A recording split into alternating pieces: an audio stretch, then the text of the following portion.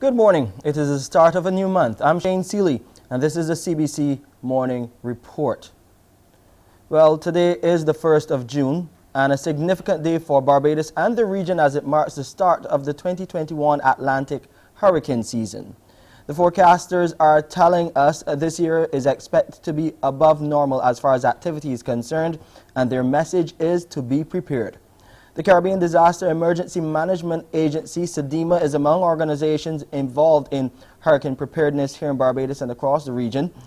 Acting Executive Director Elizabeth Riley addressed the issue at SEDEMA's annual press conference. We hear more from our Rianne Phillips.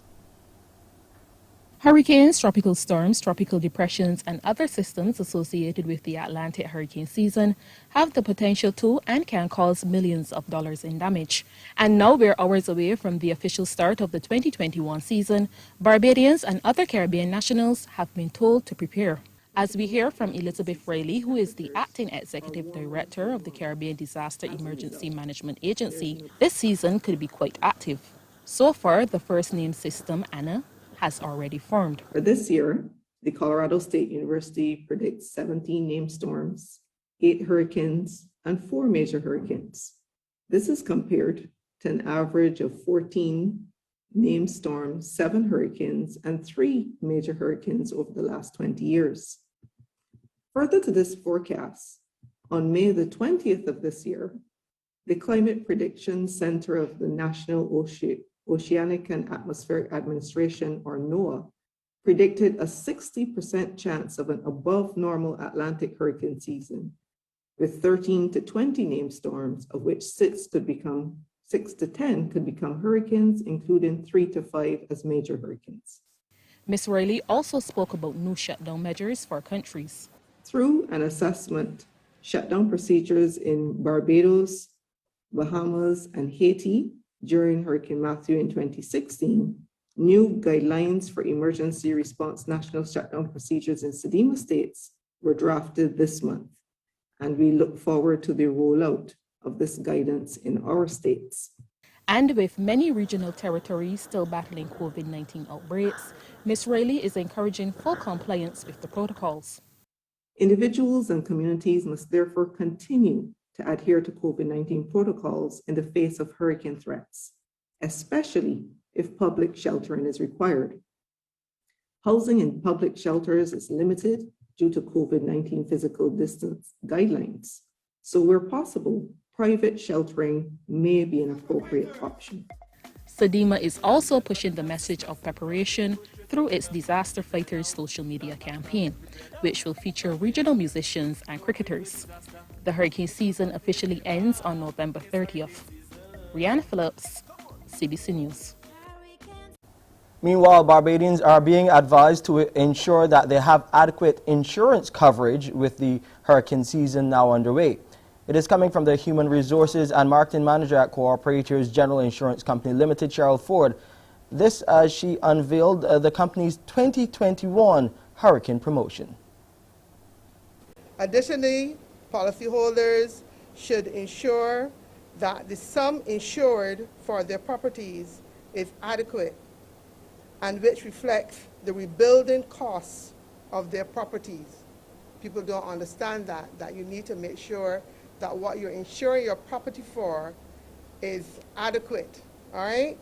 Because we do find that we have persons who underinsure their property, and then when in the event of a catastrophe or loss, they then come to claim what they don't have. Executive told the gathering, made up of representatives from several other companies, that insurance for timber homes is also available. She notes contents insurance is offered as well, even if the occupant of the building is a tenant. We also want to encourage those who live in timber homes, because one of the things that existed before, people would tell persons, you can't insure a timber home, but we want to let you know today, if you don't know, that you can insure your timber properties. Especially you have your seal floor, you have your seal ground sill, and your foundation, you can get timber insurance for your timber properties. And another thing is that people are under the impression that if you have contents in a home, the home is not your home, the property belongs to somebody, you're just a tenant.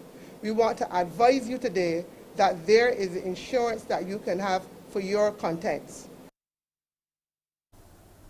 We'll take a break here. Up next, we have our COVID-19 updates.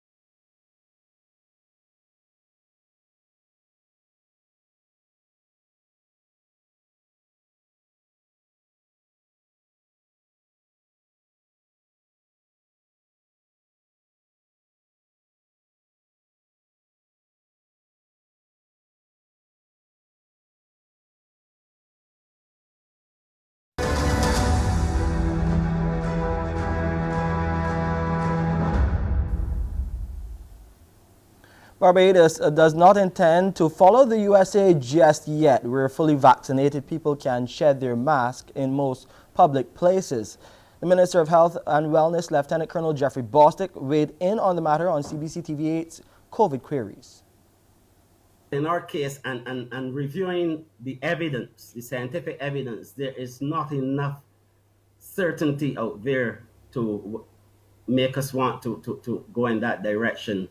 And we prefer to err on the side of caution, recognizing that we are a small country and that it would not take as much for Barbados to be bowled over as it would for a country with several large states and all kind of entities that could come to the assistance of people. And so we prefer at this point in time to continue along that trajectory. The health minister has encouraged people to continue wearing masks and cautioned against becoming relaxed at this time. We are beginning to drop the guard, and I know this may be a result of where we are at this point in time. But my concern is that back in December last year, and for most of the year, we were going along very, very, very well. And it just took one situation that really took us off guard in terms of the impact of that situation. And then things move very quickly from there. And that is the thing that we have to guard against. And that is why I will still urge everyone to continue to wear the mask, observe the protocols until we say otherwise. Because at the end of the day, if we continue in this vein and in this habit, it would make it much easier if we find ourselves in trouble at some point in time.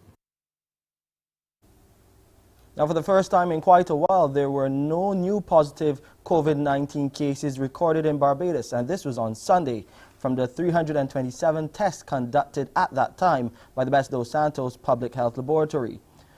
Meanwhile, 37 people remain in isolation. The total number of confirmed cases of COVID-19 remained at 4,017. The death toll also remains at 47. The Public Health Lab has carried out 170,473 tests.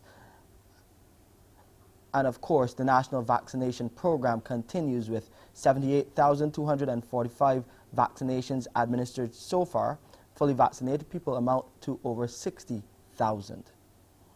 Over in Trinidad and Tobago, 60,000 citizens should be fully vaccinated by July 9th.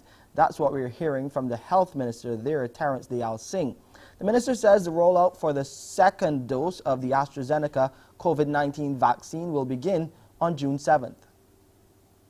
Minister of Health Terence Dayal Singh said the rollout for the second dose of the AstraZeneca vaccine will be done at mass vaccination sites across the country.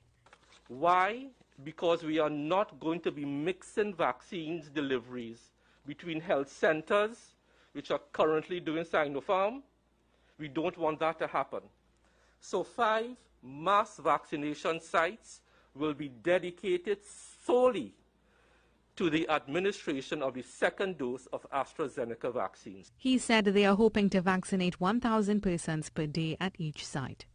That means we can do about 5,000 per day across all 5, which means to deliver 60,000 doses, all I need are 12 vaccination days. The regional health authorities will contact those who have received the first dose of the vaccine to advise of the location and date for the second dose, beginning with those who were vaccinated on Tuesday, April 6, 2021. The immunization card with a record of the first dose of the vaccine and a valid form of identification are required. An interesting story coming out of Argentina. Tango dancers there are holding a musical protest in the heart of Buenos Aires against further lockdowns and for an end to social distancing. This is in keeping with the trend that is growing across Latin America. We hear more in this Al Jazeera report. More and more people are prepared to risk returning to the activities they say make their lives worth living. For some here in Argentina, it's tango. These dancers holding a musical protest in the heart of Buenos Aires against further lockdowns and for an end to social distancing. We believe our immune system needs this, the artistic expressions, the workout. We need to be among our community as we are social beings. There is a lot of depression and that's killing us more than the virus. Tango is everything. Tango is life. A person without love cannot live. And tango for us is love. It is 4 minutes of love. It is the most important thing. In Mexico, one of their most popular but least socially distanced activities is back after more than a year's absence. Strict sanitary measures are in place and only a few hundred spectators are allowed into an arena that normally holds thousands. Excited? Of course. I love wrestling. I have since I was little. Since I was a kid, I was running around these facilities. This place is already generations old. While Mexico allowed the sport to return because of falling COVID-19 rates, other countries in Latin America are still wrestling with when they can resume social and sporting events and under what conditions. Now, while Pearson is ready to go to Argentina, let's hear first what he has coming up for you on the Tuesday edition of Morning Barbados. Pearson? I'll stay in Bridgetown, Barbados for just a little while longer to tell you that this morning on Morning Barbados, we'll be meeting with the owner-director of Jabez House. What is that about? She'll share her story and what she's doing to pay it forward. We'll also today be hearing from the director-owner of that fashion project, ShopEdge.co, on the way forward for that project as well. And as we always know, there's a Bajan everywhere. So in our Bajan Afar segment today, we get to meet that Bajan who's residing in Italy. That and a whole lot more when you join me right here on Morning Barbados. Back to you, Sheen. Yes, and we'll take a break here. When we come back, you'll hear the latest response coming from the entertainment industry to the health minister's talk about the crop over season this year.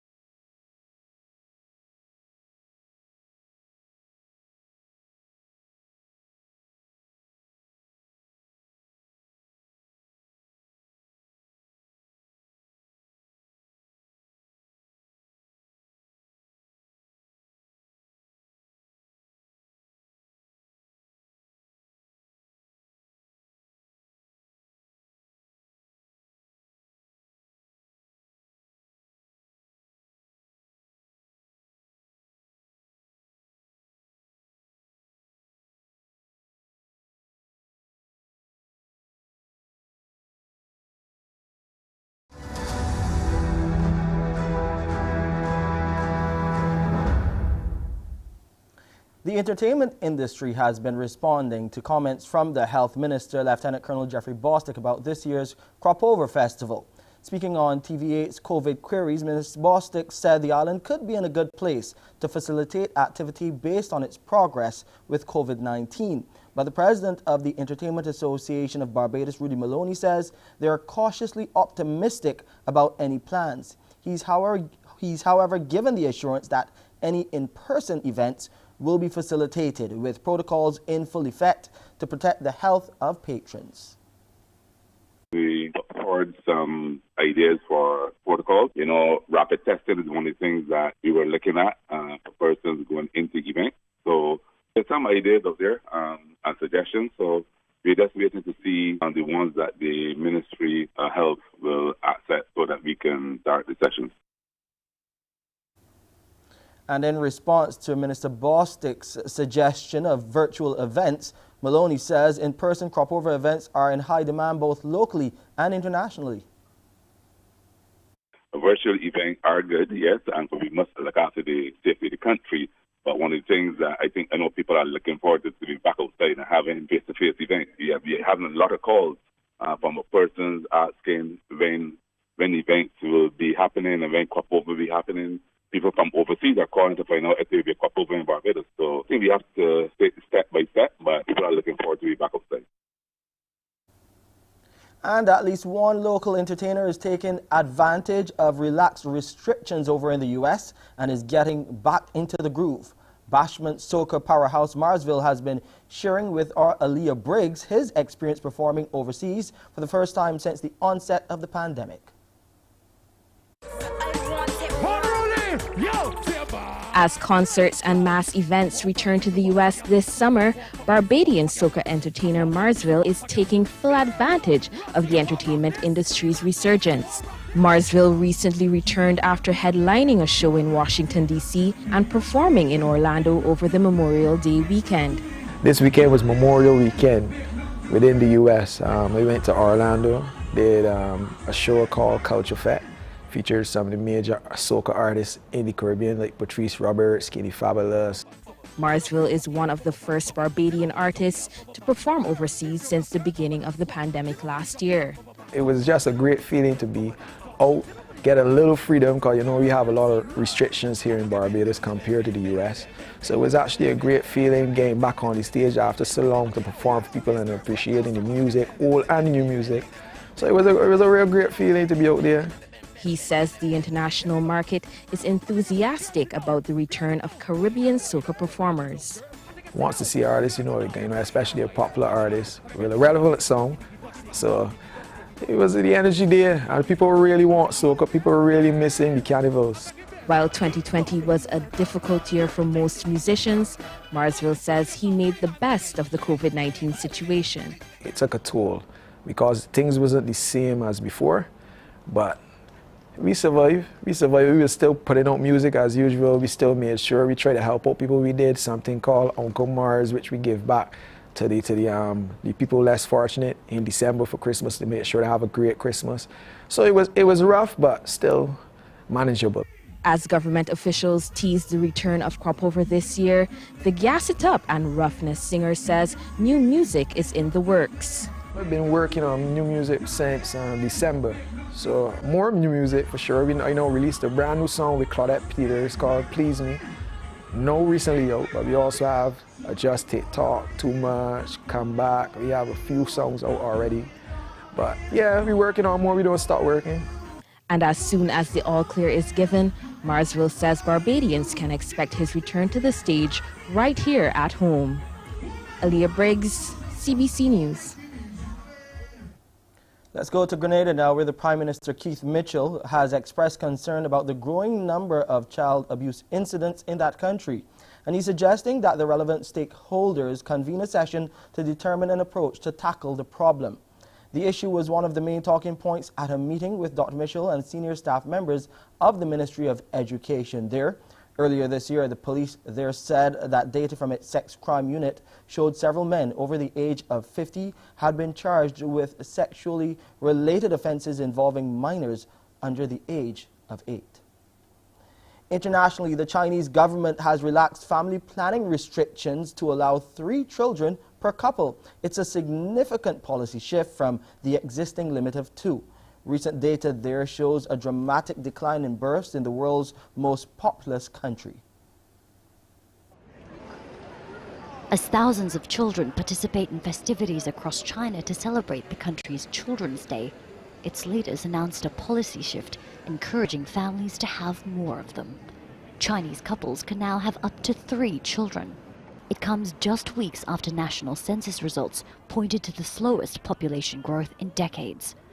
The workforce is also rapidly shrinking, with roughly 20% of people now over the age of 60, and analysts say this could harm China's economic growth. This will lead to the Chinese economy losing its vitality. There is an aging problem which threatens not only China's economy, but its defense and foreign policy. Previously, the Chinese government predicted the economy would be double in 2035 compared with 2020, but that would be mission impossible now.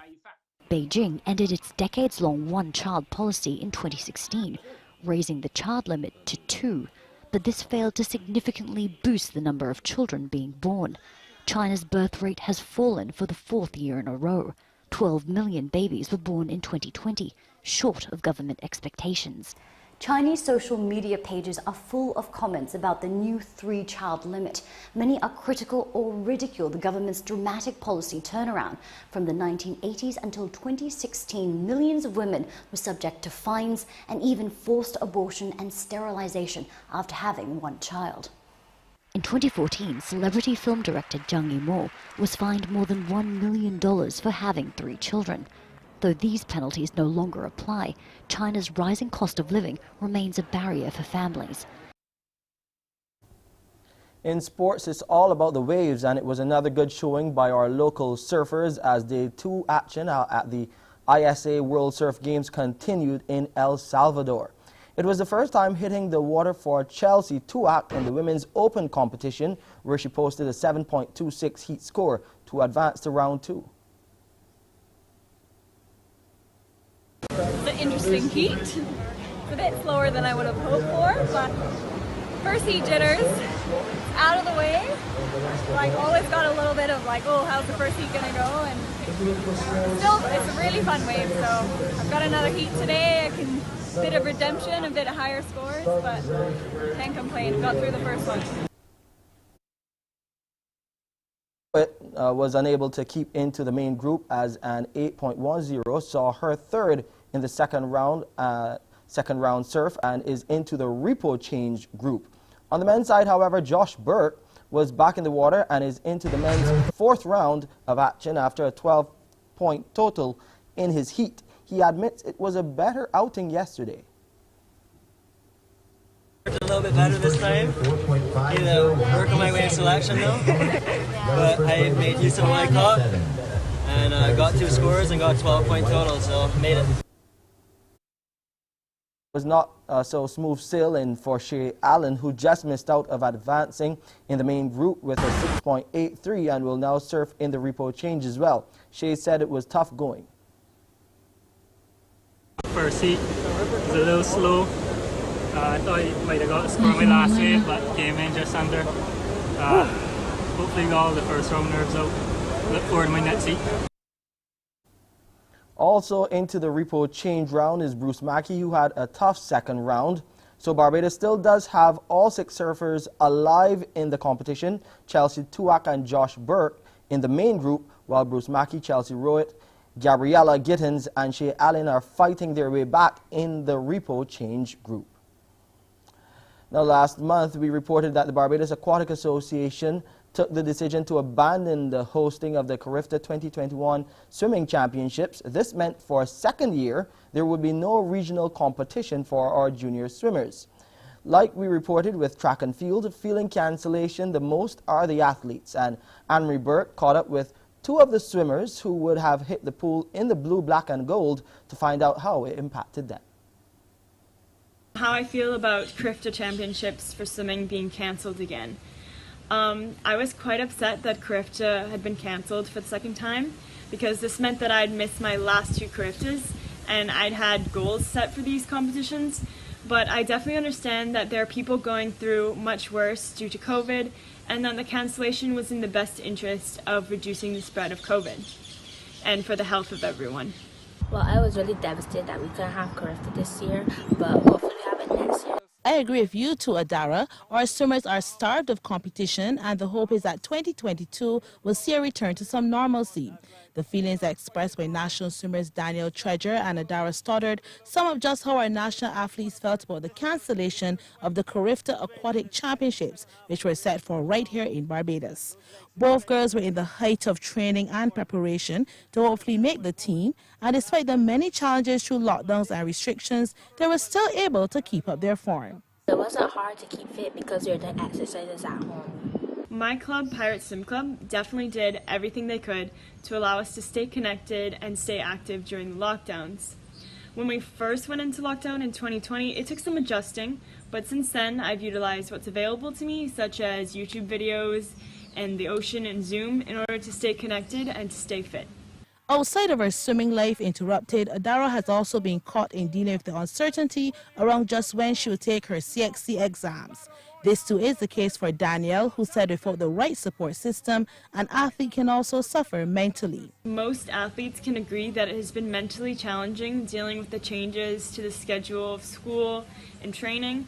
I found it mentally draining trying to catch up for the time lost in school and training because of the lockdowns. And even just the uncertainty of if swim competitions were going to happen and if exams were going to happen, that was quite demotivating.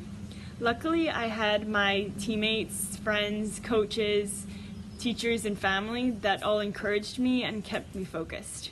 But one thing's for sure, both girls remain optimistic and have their plans for the future. I'm hoping to make an A qualifying time for the Junior Pan Am Games, which recently got postponed to November and are set to be held in Colombia. And really just to get back to the level of training I was at before and even exceed that level. My plans going forward is to keep working harder and to do well for my country, myself, and my family.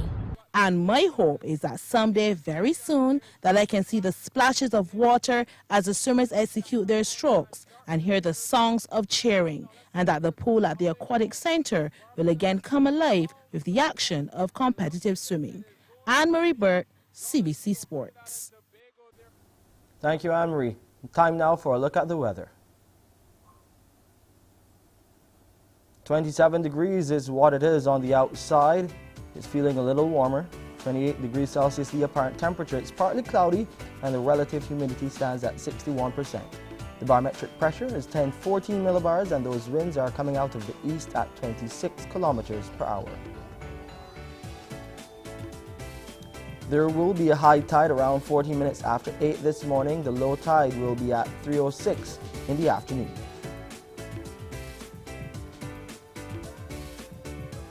Those seas are calm to moderate in open water. Swells are between 1.5 and 2 meters right now, but they will decrease coming on to that low tide.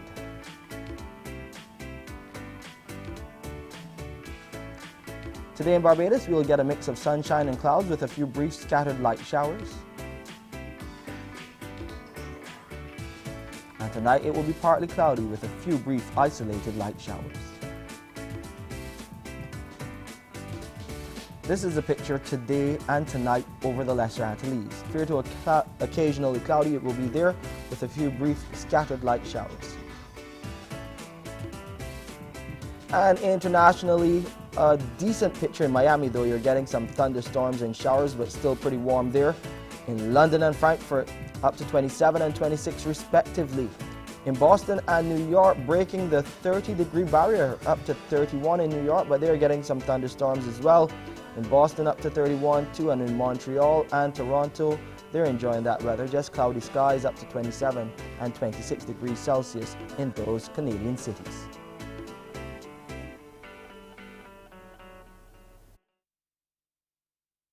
This edition of the Morning Report, I'm Shane Seeley. Morning Barbados starts now. Wake up, wake up, wake up, wake up. Barbados, get up. Good morning. Good morning, Barbados. Good morning. Good morning to you. Good morning. Morning, morning, morning.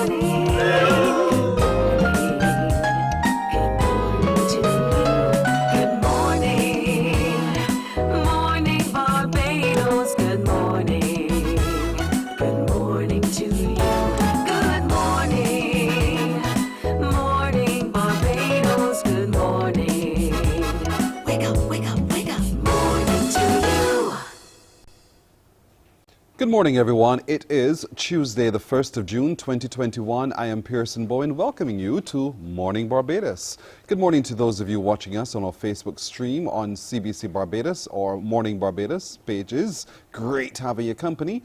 And for those of you also on our YouTube channel, find us there as well. The channel is called Caribbean Broadcasting Corporation.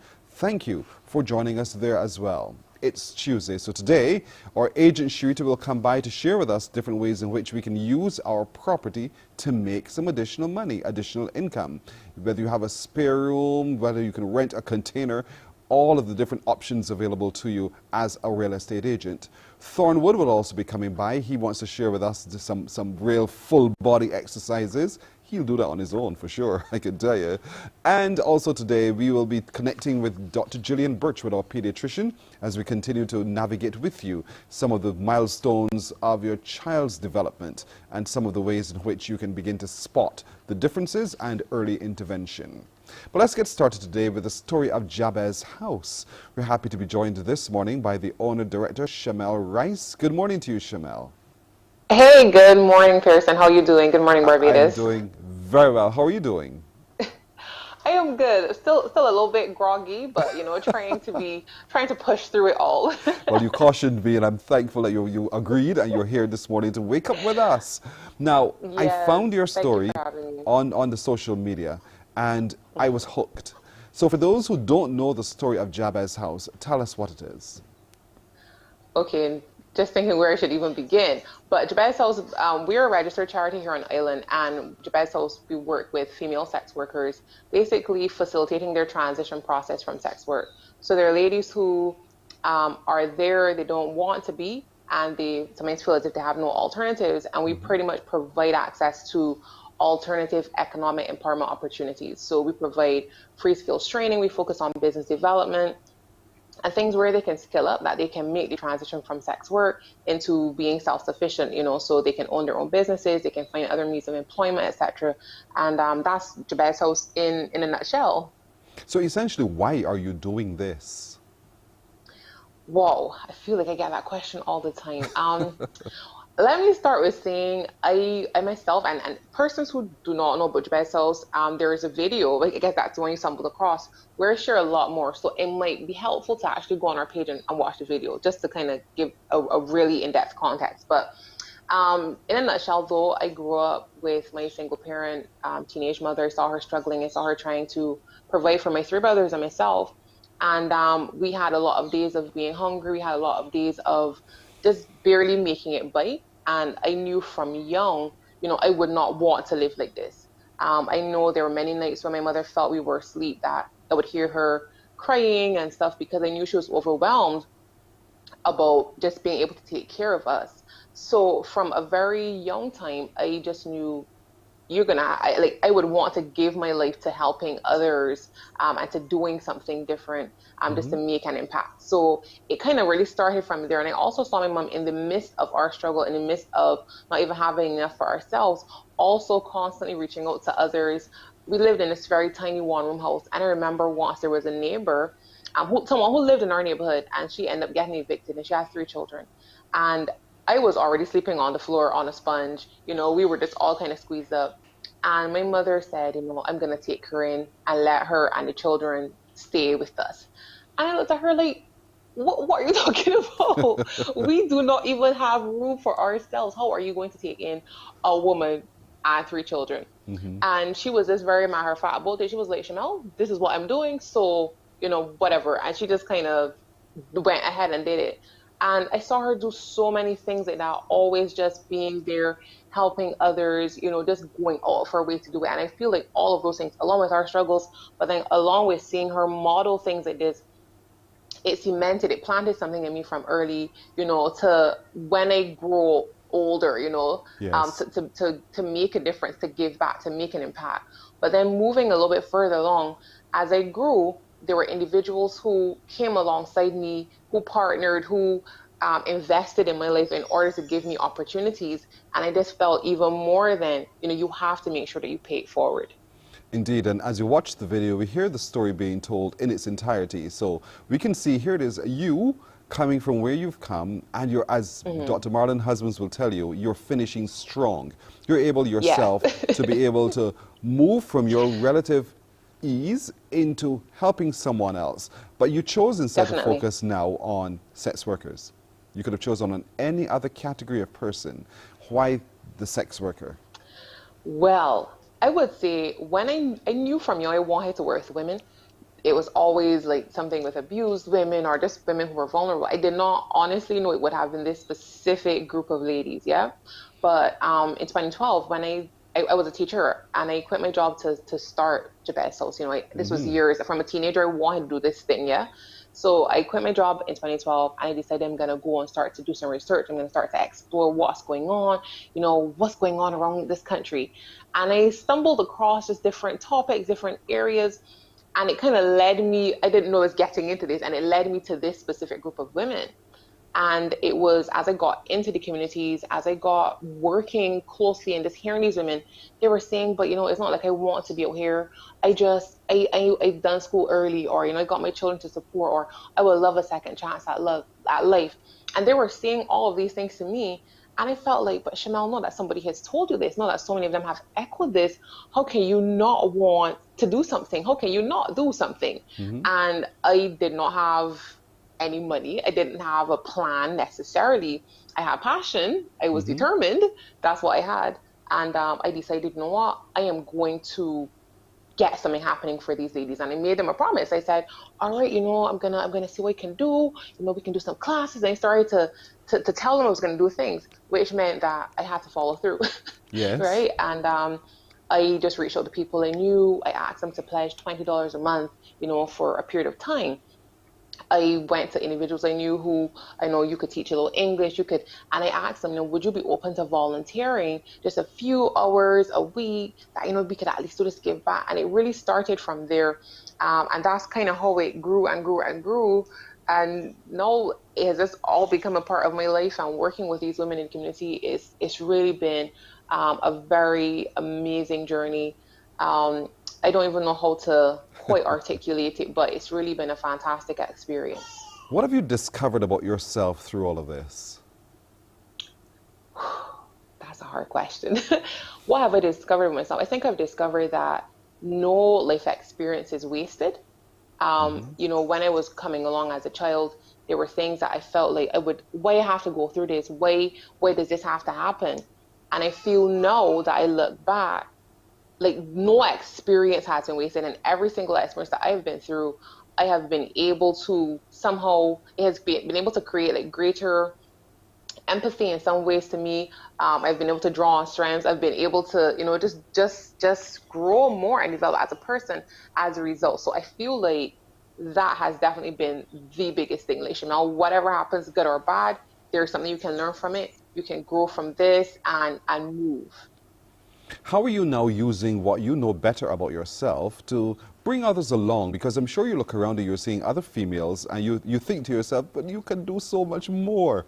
So how are you helping them to be able to discover their purpose and discover their passion? Yeah. Well, I am very big on women's empowerment. I'm very big on encouraging people all the way. And yes, I work every day with the ladies from Jabez House, but even outside of that, like anybody I know around me, like if you get around me, I am sure to be encouraging you on something, challenging you on something. Like I actually was telling my husband the other day, I think I have a problem. I have a savior complex. You know, I feel as if I was like, I need to stop this. I need to stop this now, because I'm trying to help somebody, even if the person does not want help, Shamel. Like, no, you need to stop it. But I think that that's definitely something that I have learned a lot about myself, and it has really translated into me wanting then to help others all the time, women especially, but men as well. It's a very interesting complex, the savior complex. I just like that. I never thought of it myself. I thank you for that, for real, the savior complex. But in all of this, you know, you're able to manage this project that you're on right through. And how is it, though, as the business develops, how are you coping? Are you getting sufficient supplies, sufficient help, so that you're able to meet the needs of these people who you're helping? Yeah, well, there's always, what I would say is we always need more funds, more resources, etc. I would say recently though, and this is why I really need people to go and check out that video. I don't want to just share too much, right? Yes. But in terms of support, people have been very kind to us over the years, and that has really just gone a long way, and I've appreciated that.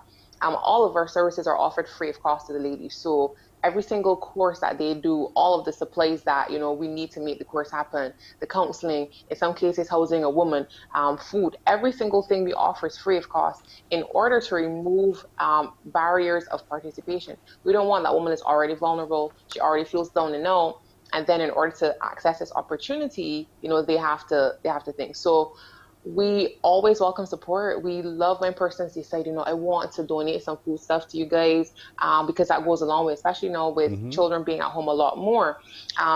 Again, too, persons who are open to making a monetary donation, we have very easy ways you can do that online. We have automated ways. There's so many ways. We just make it possible for you.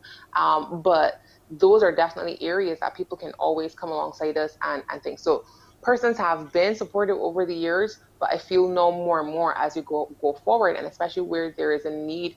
And as a result of COVID, there are a lot of people that have really been displaced, and those who have been vulnerable, who are already vulnerable, have become even more vulnerable. So we really want to make sure that we can continue to make the impact. We can continue to reach those who need it most. With the video, yes, it was sharing about the story of Jabez and everything that is there. But as a result of that video, we also have so many women, Pearson, I cannot begin to tell you, women that we probably would never have met, reaching out and saying, like, I need this program. This is what I have been doing that my family does not even know, just to be able to get by. I've needed help for my children, and, in order to get help, the men tell me, well, you can go do this and this and this. And, and the video was, I never thought that would have also happened. But the number of women that have shared, that have said, I am in a club working, I'm doing this, I just need another way, I need an out, has been a bit like, wow. So we need to be able to get to them and to make sure that they're reached, they're served, and that they can be given an opportunity so that no woman is left behind. Thank you for helping in the effort to restore that dignity indeed. And once again, before we go, because we're up against time right now, tell us how we can find, time goes so quickly. Tell us how we can find Jabez House and how we can give and lend assistance to you. Right. So if you're on Facebook, you can find us at Jabez House, Jabez House. And we are also on IG, Jabez House 246. There, all of our contact information, everything is there, but you can always call our WhatsApp 256-4615. That's 256-4615. And you can access all of the information from there in terms of getting in touch, making a contribution, making it possible. Everything is there for persons who are desirous of helping. Shamel Rice, thank you so very much for coming on this morning and continuing to inspire. You've inspired so many. You've had a chance to meet the Queen. I think it was you were nominated to meet with her. Yes. Look at you. You're yes, so I did fortunate. In 2016. There you go. So Shamel, you're special indeed. I want to thank you, and I hope that everyone watching this morning and anyone who can help does find you there at Jabez House, Jabez House, on Facebook or on Instagram, and lend your assistance in kind and in person as well. Thank you so much, Shamel, for joining. Thank you so much for having me, Pearson. Good morning, Barbados. All right. Thank you, Shamel Rice. All right, we'll take a break right here, and we're back with more.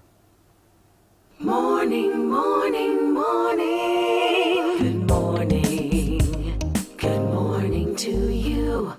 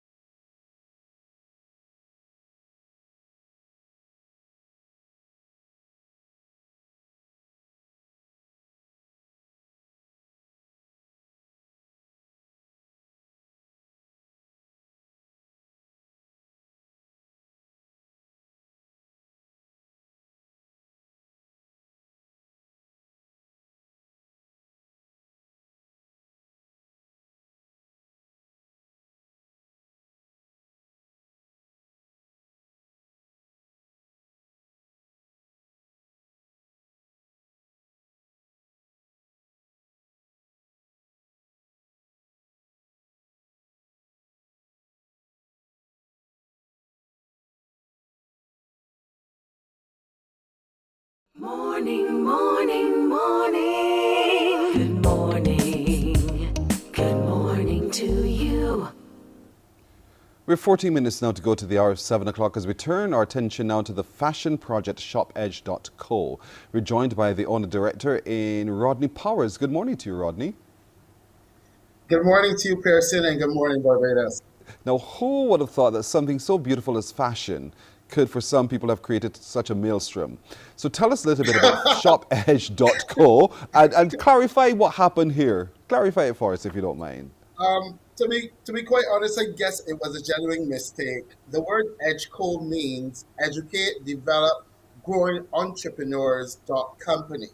So because of such an extensive name of a project, we've decided to use the first initial of each word and created the word edge.co. As you can appreciate, the brand Tiffany and Co, which is Tiffany and Company. So what we basically did is that we used that model and we developed the word edge.co. Using the word shop in front of edge.co is inviting you to shop. So it was not a situation where we developed a website. It was a situation where we had a Facebook and Instagram and now a Google My Business, and in the next couple of days a Shopify, which will have the e-commerce functions for Barbadians to shop. We are also going to have Republic Pay on the system as well, so Barbadians can pay via Republic Pay system. We also going to have PayPal access, and their persons are going to be able to shop via Shopify. So that is actually what we're doing. At times, we are all human. People make mistakes. So, but we're happy to talk more about fashion at the Caribbean Market Center. Special thanks to our donors, Caribbean Export Development Agency and the National Culture Foundation, who said yes about developing fashion in Barbados in this tough COVID time.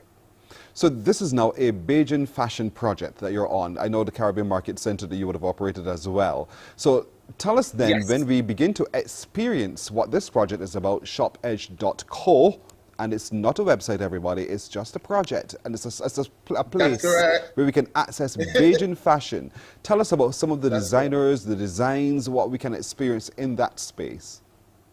The thing about it is we have a cluster of designers. So we have graphic artists, we have photographers, we have unique design, concept designers, we have tailors, we have persons who sew. So it's a diverse group of creatives that have come together to build the cluster. So we have the persons who do the illustration designs first. Those are the concept designers. Then we go into the pattern making, the tech packs, those type of things with the program. And then on to the sewing team who create the amazing garments to which I guess you would have seen in our catalog. Everything created in Barbados, everything 100% Bajan, and that is where our focus is. Moving forward, we're going to have pop-up shops, we're going to have shopping parties, and we're going to have specials online. We want to get these young creatives selling. We want to get them out to the general public where people could enjoy something that was made in Barbados, created by locals, and promoting Barbadians within such a tough COVID time. It's basically, for me, it's wearable art. It's using the arts of Barbados and creating fashion styles that anybody from anywhere should be able to afford and wear. So in terms of, that's what I wanted to get to next, whether or not these items at shopedge.co are indeed affordable, because sometimes we can price ourselves out of a certain demographic. Hence the reason why we developed a program.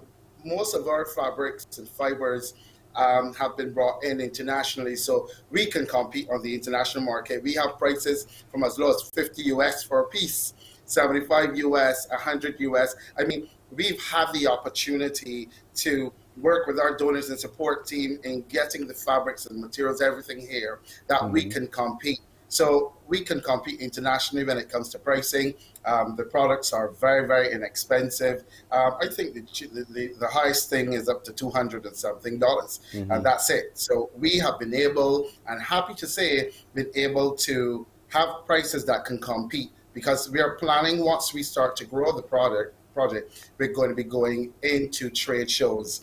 And once you're going to trade shows, you need to have your price points has to be on point.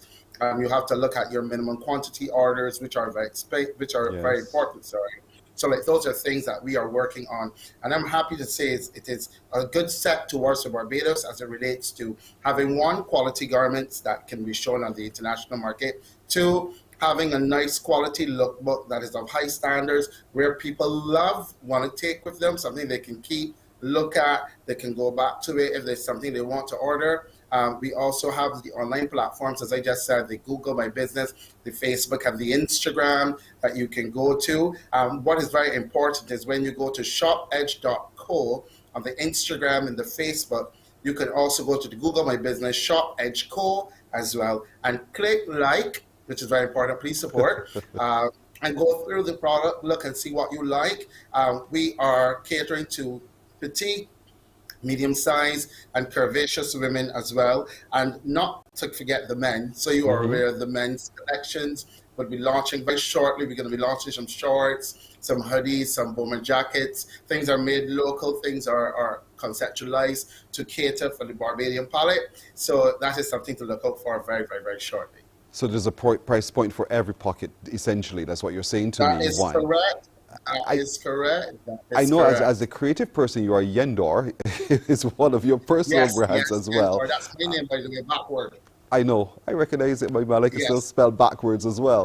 But, you know, in all of this, you know, I'm just wondering whether or not there is a piece of art that distinctly identifies as a Barbadian creation. Wherever you go, you can see an African print and you know that's from Africa. Yes. Can you tell in any of the items in shopedge.co that this is intrinsically Barbadian? To be quite honest with you, we've already started discussion with local artists and to work closely with our graphic design team for our next element of the project. What we're going to be doing is we're going to be working with the artists. They're going to illustrate what Barbados means to them. We're going to have it then digitized, and once it's digitized, we're going to put it on some fabulous fabric and create some unique designs. So that's actually on stream. That's going to be ready by summer. So that is what we are working on. But yes, we understand the authentic Barbadian product, something that is indigenous to Barbados, and we rest assured that the team at the Caribbean Market Center is onto it and making sure that we can get a product that is authentically Barbadian and available in the market very, very soon. Okay, so bring it back home now. What do you think you've learned now about not just you, about this project, how you handle this project, given all of the talk and the press surrounding all of this? The thing about it is, it's more about navigating social media. What I found happen is that a lot of people did not navigate the information that was provided. I guess sometimes you might just need to spell things out, and that might be what needs to happen, because all it was is for you to go to a social media page, which is a Facebook, an Instagram, or a Google My Business, and you type in shopedge.co, shopedge.co, Facebook and Instagram, and on Google you can do Shop Edge Co, and you can also pull it up. That is basically what it is. At this time for the project, as you can appreciate, an e-commerce site, in the first phase of the project, we're not there yet, because an e-commerce, as you can appreciate, will require, one, a lot of manpower, drop shipping systems where we would need to have the adequate amount of product to manage such a huge portal. To do that, we'll also need to make sure the sizing of the products are correct. Are we catering to US? Are we catering to European? Like those are the logistics that needs to take place, and that will take the project some more time. I guess in the future, whenever that comes with the project, we will then therefore develop an e-commerce website when we have the full capacity to do so. But at this time, we do not. So we invite the Barbadian public to visit Facebook, Instagram, please like and follow, please. And also the Google My Business page as well, which is up and available to you. Within the next couple of days, we'll be adding the rest of the sales functions and making it available. We're going to have shopping parties where you can shop and purchase and stuff. You can touch and feel. We also have a showroom that if you need to make an appointment, you can book an appointment to come to the showroom. If you are unsure of your size and you want to purchase a product, we have a team of professionals who will measure you give you your correct measurements, give you your sizing chart, your information, and help fit you for a garment that you're happy to have. So that is what our focus at the Caribbean Market Center is to do. All right, so positive going forward indeed, folks. Now we're clear, we're going forward. ShopEdge.co, ShopEdge.co, and explore social media.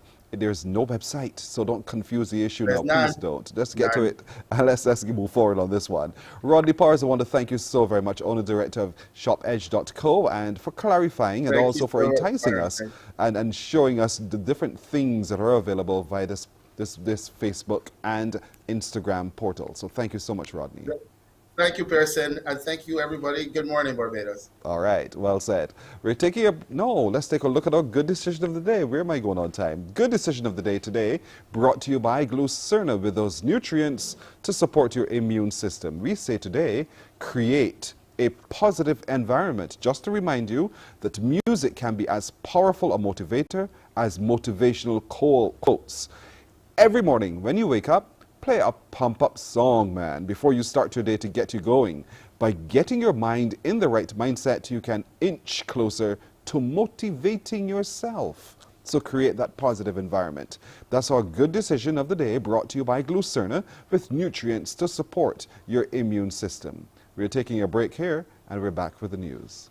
Morning, morning, morning. Good morning. Good morning to you.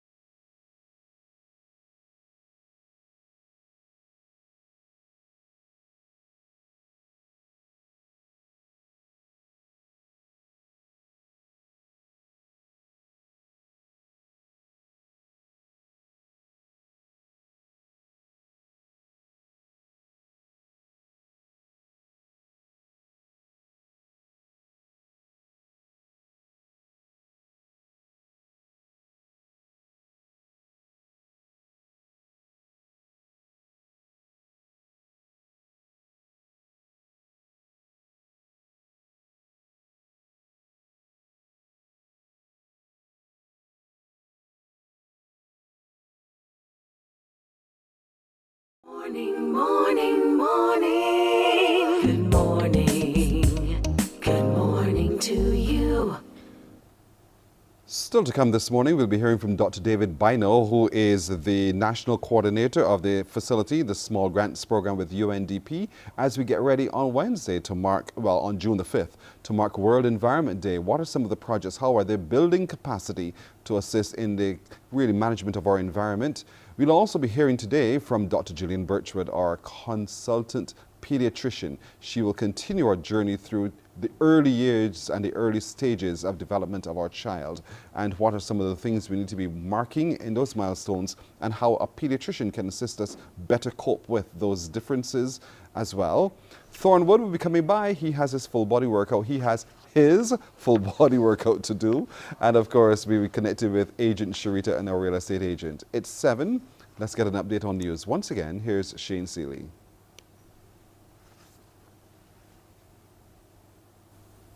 And here's your 7 a.m. headline news for this Tuesday, as we look at some of the stories making our lead. And with the start of the 2021 Atlantic hurricane season comes a new set of national shutdown procedures for Barbados and other SEDEMA member states. Acting Executive Director Elizabeth Riley says the Caribbean Disaster Emergency Management Agency is confident regarding these new drafted measures. Through an assessment, shutdown procedures in Barbados, Bahamas, and Haiti during Hurricane Matthew in 2016, New guidelines for emergency response national shutdown procedures in SEDIMA states were drafted this month, and we look forward to the rollout of this guidance in our states. The SEDIMA boss also outlined the predictions for the 2021 Atlantic hurricane season. For this year, the Colorado State University predicts 17 named storms, 8 hurricanes, and 4 major hurricanes. This is compared to an average of 14 named storms, 7 hurricanes, and 3 major hurricanes over the last 20 years. Further to this forecast, on May the 20th of this year, the Climate Prediction Center of the National Oceanic and Atmospheric Administration, or NOAA, predicted a 60% chance of an above normal Atlantic hurricane season, with 13 to 20 named storms, of which 6 to 10 could become hurricanes, including 3 to 5 as major hurricanes. Do not drop your guard and continue to wear your mask even if you're fully vaccinated. That's the message coming from the Health Minister, Lieutenant Colonel Jeffrey Bostic, as he made clear Barbados does not intend to follow the United States just yet, where fully vaccinated people can shed their masks in most places. Here's what he had to say on CBC TV8's COVID Queries. In our case, and reviewing the evidence, the scientific evidence, there is not enough certainty out there to make us want to go in that direction. And we prefer to err on the side of caution, recognizing that we are a small country and that it would not take as much for Barbados to be bowled over as it would for a country with several large states and all kind of entities that could come to the assistance of people. And so we prefer at this point in time to continue along that trajectory. We also have some reaction of the entertainment industry to the health minister's comments regarding the Crop Over Festival. Speaking on COVID Queries, Minister Bostic said the island could be in a good place to facilitate activity based on progress with COVID-19 here. But the president of the Entertainment Association of Barbados, Rudy Maloney, says they are cautiously optimistic about any plans. He's, however, given the assurance that any in-person events will be facilitated with the tightest protocols in effect to protect the health of patrons. We heard some ideas for protocols. You know, rapid testing is one of the things that we were looking at for persons going into events. So there's some ideas out there and suggestions. So we're just waiting to see the ones that the Ministry of Health will accept so that we can start the sessions.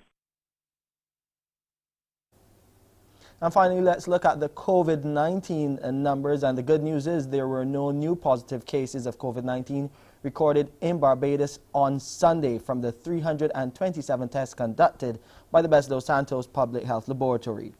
37 people remain in isolation, and a total number of confirmed cases here in Barbados stands at 4,017. The death toll remains at 47. The Public Health Lab has to date carried out 170,473 tests. And that's your 7 a.m. headline news. I'm Shane Seeley. Back over to you, Pearson. Thank you, Shane. 4.5 minutes now after 7 o'clock. We are taking a break here. When we come back, your turn to win with Crumbs Bakery. Morning, morning, morning. Good morning. Good morning to you.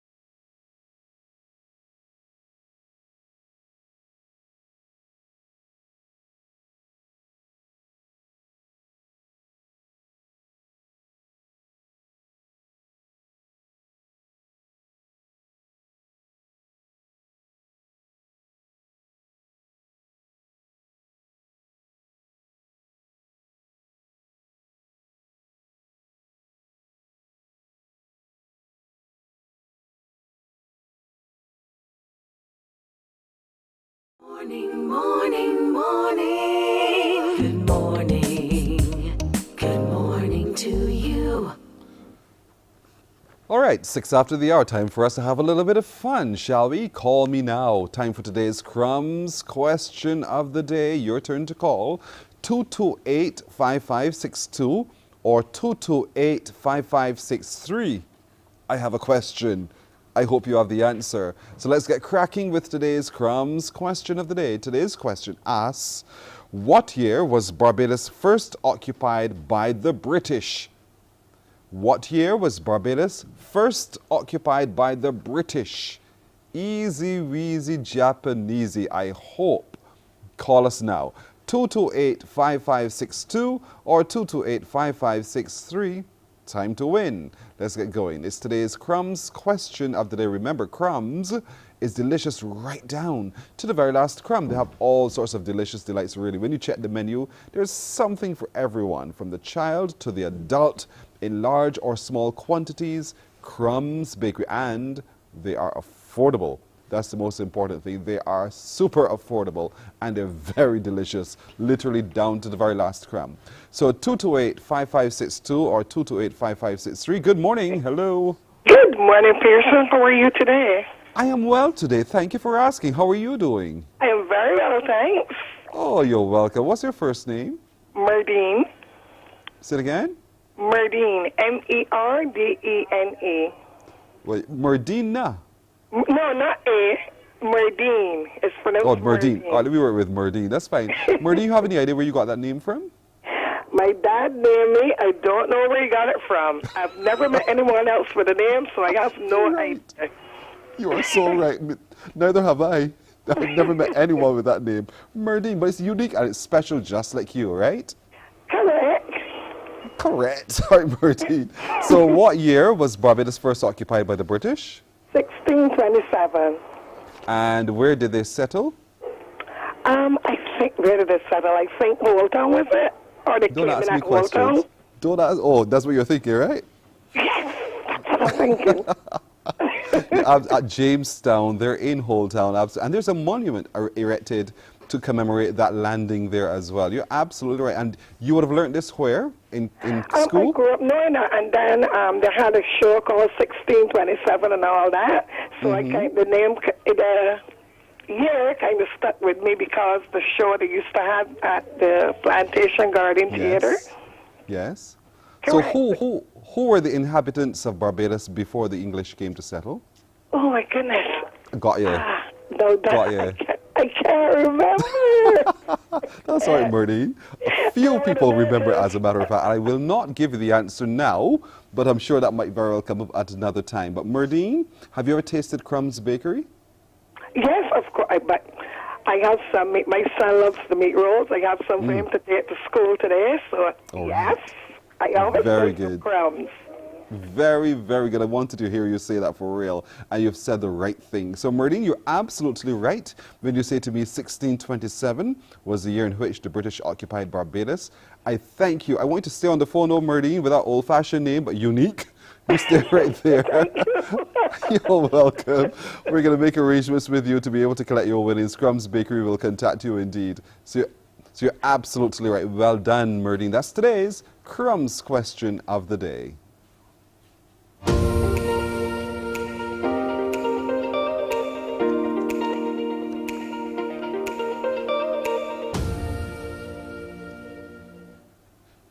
It's 10 minutes after 7 o'clock. As it says, we're connecting with a Bajan Afar. You are going to recognize this face, I think, if you remember it. If your memories are long enough, let's reach across now to Italy and say buongiorno. Good morning to you, Andre Hinkson. Oh, you know the language well. Buongiorno. Just a little bit. Just a little bit. So how do you say goodbye? Arrivederci. Oh, no, hasta la vista. Hasta la vista is another language. I know, I'm just kidding you. So, how are you doing? It's okay. I am well. Good morning, Pearson. Good morning, Barbados. I am well. I'm smart working today, so I'm happy to be home. Well, that's the way they call it in Italy, smart working. Yeah, smart working. Yeah, oh, brilliant indeed. So I'm sure naturally on the minds of everybody, you know, you would have started here at the CBC. You would have been one of our on-air radio announcers. You'd have done some television. You left us. You went on to dabble in airline industry. And the next thing you know, you're in Italy. The question, I mean, airplane took you there, but what were you doing? Well, of course. Well, opportunities, Pearson, opportunities. I came here for a visit in 2017, and I fell in love with the city. And in 2018, I started living here. The rest was history. That's great. How was the transition, though, out of little Barbados to big Italy? Well, it was a huge transition. First of all, the language.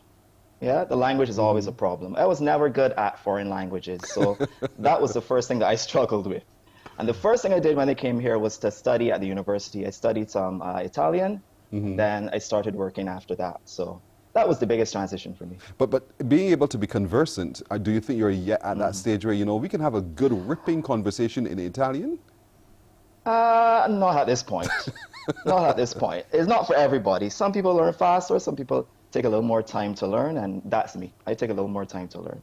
Fair so enough. I can carry a simple conversation, basic conversation, but the more complex things are a little difficult for me. But eventually I'll get there. I'm sure you will, the longer you immerse yourself. But is English also a part of the everyday language there, though? Not specifically. I think it's one of the last European countries to really grab a hold of the English language. Now they're starting to use it a lot more, especially in the commercial aspect of things and advertising. But a lot of Italians are now starting to get accustomed to the English language. But before it wasn't very popular. But now they're starting to increase. Explain for us who've never traveled to Italy. Describe the landscape. What do you see when you open your windows and go like, ah, what do you see? And then compare that with Barbados for me. All right, well, first of all, literally, when I open my window, I see the underground. I see the trains, which isn't a beautiful sight, but, you know, it's part of the landscape. But in terms of the first time I came here, I just fell in love with the architecture, the history, the history of Rome. You know, Rome was the history of civilization, was a city of civilization. Yes. So when you walk around Italy in the center, it's like going back into time, you know, and that's one of the things I like about Rome as well. The Leaning Tower of Pisa. Yeah, I've been there. Seriously? To Pisa. Yeah, I took the train the first time I came to Italy, and I went to Pisa, and that was a breathtaking view as well. I could well imagine. You know, you've got a chance now to walk through history, the things you would have heard about and read about, and there you are now walking the walk, literally. Yeah, exactly. Walking on history. Even the Well roads are said. historic. Well said. Walking on sunshine, you're walking on history. History, so, talk to me a little bit about the food now, acclimatizing oneself to the food. How was it for you? My goodness. I'm surprised I haven't gotten fatter. Yeah? But that's genetics. Yeah. But the food is fantastic. And Italians love to feed you. They love to push food down your mouth, man. So it's pasta, pizza. And you don't eat a slice of pizza, you know. You eat a whole pizza. Yes. A pizza per person. Yes. So that was another thing that I struggled with too when I first came here. I was like, I can't eat this entire pizza. This is too much for me. But now I've climatized myself to that. So yeah, the pizza is fantastic. And every city in Italy has a different style of pizza. Really? Yep. There's the Neapolitan pizza, there's the Roman pizza, the Milanese pizza. So what's different? The crust. For example, in Naples, the crust is thicker. In Rome, the crust is thinner. I prefer the Roman pizza. Fair enough. We've read of this culture that if it's really good, you break the plate. Is that true? Exactly. I've broken quite a few plates myself. A few plates and a few glasses too. The wine is fantastic. Oh, so that's what you do. So when you hear the plate shatter, that is really true. Exactly. Okay. So let's see what else I've heard about and see whether it's true. So we know that Italians are also, we're told they're great at romance and all the rest of it. Would that be true? Yes. It is true. They're very affectionate people. They're because, you know, one of the customs here in Italy is kissing the cheek on both cheeks. Again, that's something else I had to get accustomed to. Because, you know, in Barbados, we don't do nothing like that. We shake your hand, give you a hug. That's right. But here, they kiss you on each cheek. So that was one thing I was like, huh? It was a little uncomfortable at first, but yeah. Eventually, you get accustomed to it. It becomes Yeah. the norm to you. Do you But get a now in chance? COVID times, Go it's ahead. different. Yeah. Do you get I a was saying chance? in COVID times, it's different. As now, with the COVID protocols, you can't do the kissing anymore. So Yes. so Italians are very, very frustrated about that. Do you get a chance when you walk the street to see people who look like you? Every day, every day I go on the metro, I go on the underground, and I see people that look like me, you know. Sorry from the Caribbean, but Africa, from different parts of Europe as well. But I have met a few Bajans here, a few Caribbean people here as well. You know, wherever you go, you find a Bajan. You got that It's right. quite true. We found you. Wherever you go, you find some people like you yourself. True. So, but getting Exactly, accustomed to the road network and just relearning everything, was it scary for you? And if not, how did you find your way, your footing, so that you know where to go? Well, initially it was a challenge. Here's this new place, totally foreign to me. It was scary, but at the same time exciting.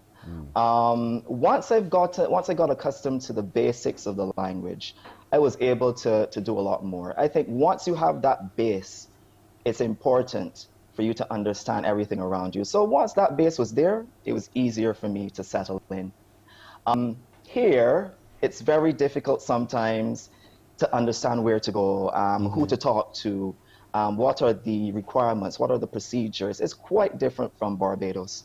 Barbados is a little more laid back, but here they're a lot more serious, a lot more structured. So you have to really look for the information to find out exactly what you need to do here. But I have gotten a lot of support and help, and therefore things have been a lot easier for me. You make me feel like wanted to come to Italy right away. Well, you should. For you real. should. It just sounds so Joanne interesting. came. Oh, Joanne she did? Seeley came, and yeah, she did. She traveled through Italy. She came to Rome. We didn't get to link up, but she loves Italy as well. So, Beautiful. But you should at some point. I really should. So there are a couple of things I ask every Bajan from afar. If you were to land on Barbados right now, where's the first place you'd like to go? The first place I would go is Baxter's Road. Why? Baxter, because of course I live close by, and because of the food. I miss my fish, I miss my fried chicken, I miss the culture. Baxter's Road was, you know, an area of culture for me in terms of Barbadian culture. So I always used to go to Baxter's Road and have something to eat, and so that's the first place I would. So it's Baxter's Road and for some fried food. Go ahead. Yeah. But before, of course, the family is important. There you go. So of the family, who's the first person you'd like to see? I'd like to see my mother. That's the first person I will go to see. They're in Lewis Gap, right behind the Westbury Cemetery. They're watching you right now. I hope you know that here. So Dre, I want to thank you so much for joining us. We're out of time. But a Bajan afar, and you're doing, we're just so immensely proud of you that you're able to immerse yourself so well into that new culture, to find your foot and to be doing those great things that you're doing. Of course, we could find you on social media all the time. So if people want to keep track of where he is and what he's doing, find him on social media. He's cycling all over Italy now like a boss, but that's all right. In the countryside even. You know what I'm saying? All right, Dre, thank you so much. Thank you for joining us, and good luck with everything else you're doing. Thank you so much, Pearson. Thank you for having me today. Have a good one. Morning, Barbados. I like this how you guys are all ending. Morning, Barbados. Thank you very much. Andre Hinkson is his name, and he's one of our Bajans afar. Good to see him again. We're going to take a break here. When we come back, we'll just connect again with our pediatrician as we begin to mark those milestones. Morning, morning, morning. Good morning. Good morning to you.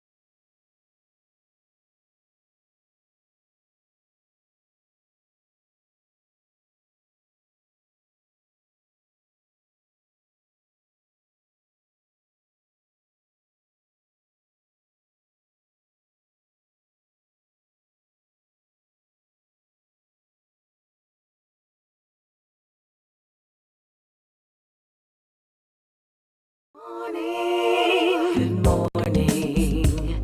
Good morning to you. 21 and a half after 7 o'clock, time for us to connect with our favorite pediatrician, Dr. Gillian Birchwood, as we continue our look at those milestones that we mark with our little ones. Good morning to you, Dr. Birchwood. Good morning, Pearson, and good morning to all of Barbados. Great having you again. When we ended last, I wanted to look at children who are differently abled, because oftentimes, you know, they're sweet just like every other normal child, but they require different kinds of attention, and different milestones are used to assess them as they go. So let's look at the different kind of children. If a child is born premature, what are some of the milestones that a parent needs to be paying attention to so they understand that child's development? Yes, that's a good place to start, Pearson. About 10% of all babies in Barbados who are delivered are premature. And by premature, we mean that they are less than 37 weeks of gestation.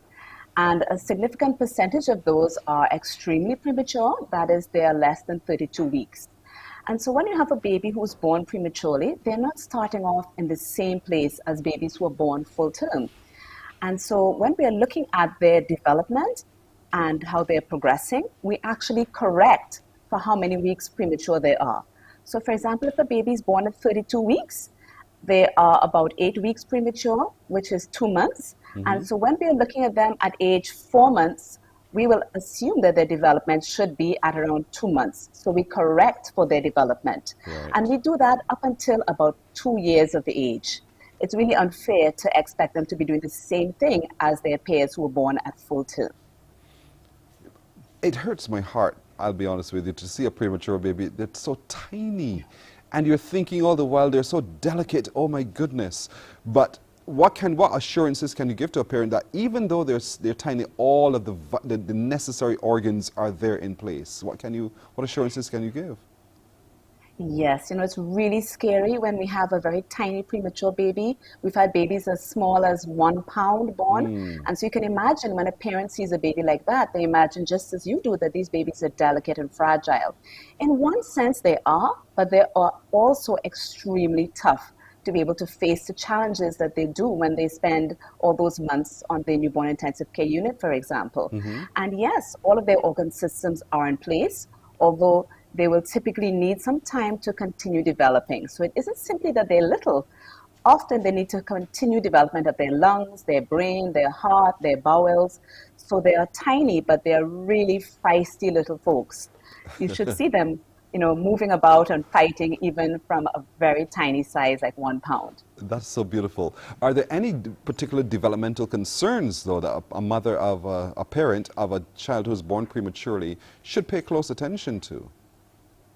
Yes, they are more at risk for developing abnormalities of movement, such as cerebral palsy.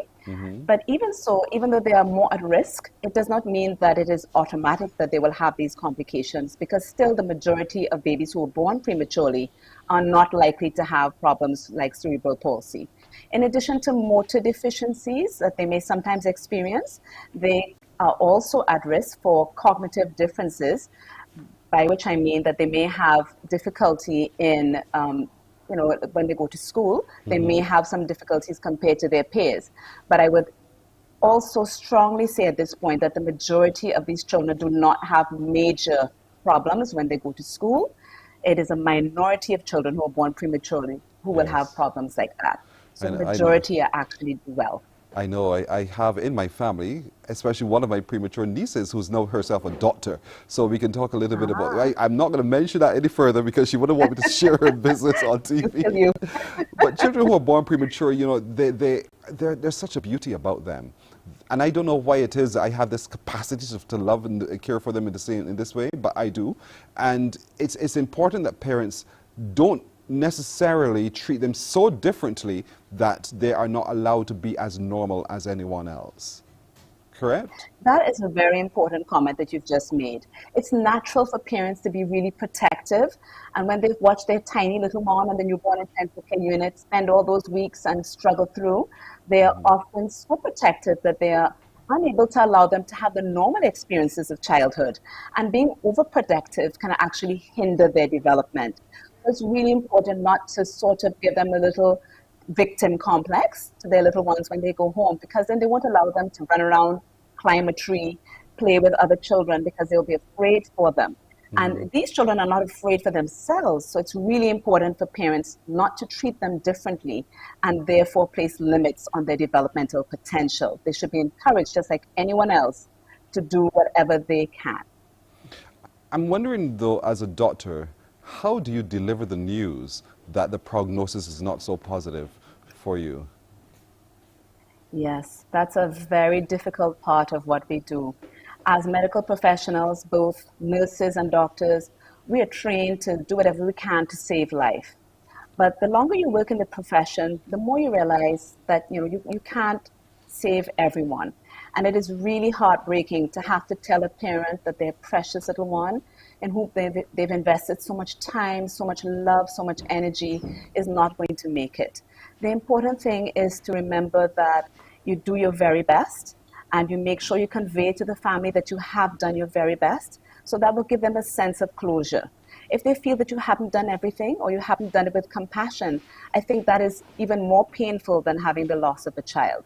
So we convey how much we love taking care of their child as well, how much it would have meant to us for their child to have lived, and how much we know it would have meant to them. So conveying that with compassion and love is very important. Absolutely. Dr. Birchwood, I have to leave it there, but I'd love very much for you to join me again next week as we continue this. I think it is so interesting and so very important, lest we lose sight of what's critical at the early stages of our child's development. So I want to thank you once again for joining me this morning for Morning Barbados. Thank you so much, Pearson, and good morning to Barbados too. Thank you for continuing the tradition. Thank you so much, Dr. Julian Birchwood. Everybody's doing it. I just love it. Thank you. Have a good day. Have a great day. Dr. Julian Birchwood, our consultant pediatrician this morning, joining us again as we continue our focus on raising healthy children and what we can do if we have to intervene early. A break, and when we come back, more about as we prepare for World Environment Day. Morning, morning, morning. Good morning. Good morning to you.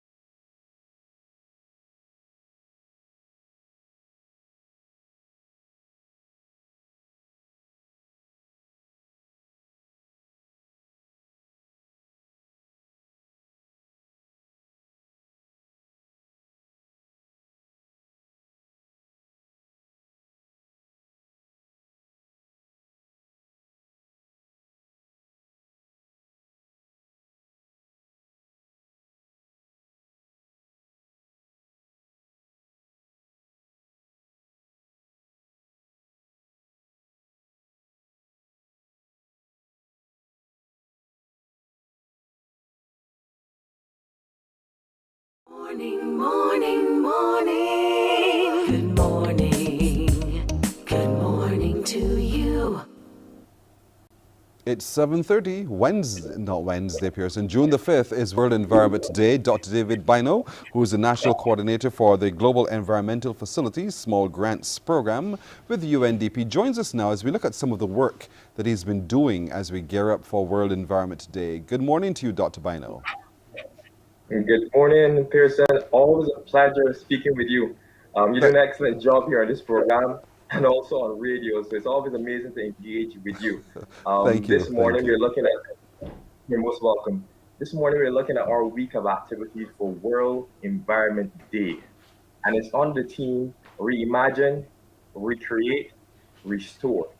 And it's an amazing theme because when we look at what we're undergoing globally, the environment and nature's ecosystems, both marine and terrestrial, those in the sea and those on land, are under threat. So we really need to take a step back and look and see how we can recreate and how we can restore nature. And each of us have to play our part. So a lot of it, go ahead. The Global Environment Facility Small Grants Program, we continue to play our part. Every year around World Environment Day, as part of the Environment Month in Barbados, we normally would have a week of activities to bring attention to the environment and to motivate action. And this year is no different. We have an amazing set of activities for this week, and we're really encouraging the public to get involved. So what are some of those activities that we can be involved in? That's the correct question. That's the middle here this morning. And the answer to that would be just starting tomorrow. Today we're introducing the public to it. You would have probably seen some of the advertisements in the papers over the weekend and yesterday. Tomorrow we start with a panel discussion on reimagine, recreate, and restore land and sea. We have an amazing panel in store for the public. The Honorable Kurt Humphrey, Minister of Maritime Affairs and Blue Economy. We also have Nigel Jones, representing the Ministry of Environment and National Beautification. He's the dendrologist and the Director of the National Botanical Gardens. And just in case the public are aware of dendrologists, those are persons who study trees and woody plants. And very important for National Botanical Garden. We also have Susan Mahon, the President of the Coral Reef Restoration Alliance. And we've been hearing a lot about coral reefs in Barbados, and we're doing some amazing work in terms of the restoration of coral reefs. But then we have Ian McNeil, because this is land and sea. So we're looking at things in the marine space, but also in the terrestrial space.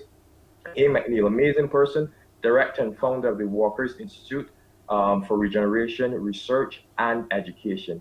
And it's going to be moderated by myself, David Vino. So be there and ensure that you're part of the discussion. Call, ask questions, engage.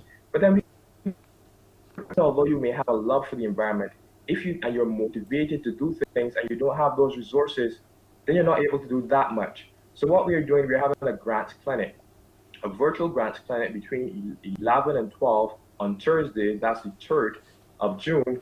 And I would be there representing the Just Small Grants Program, UNDP. And we also have Dr. Sylvia Donert, the Executive Director of Compete Caribbean, and she'll be there. What we will do is that we'll get the public an understanding of what is the criteria, what's the set of criteria that we have to actually access our grants, take them through the grant writing process, and then share some of the tips from our experience of reviewing and approving grants so that they would have the opportunity to have some inside information in relation to what works best and how they can access it in this manner.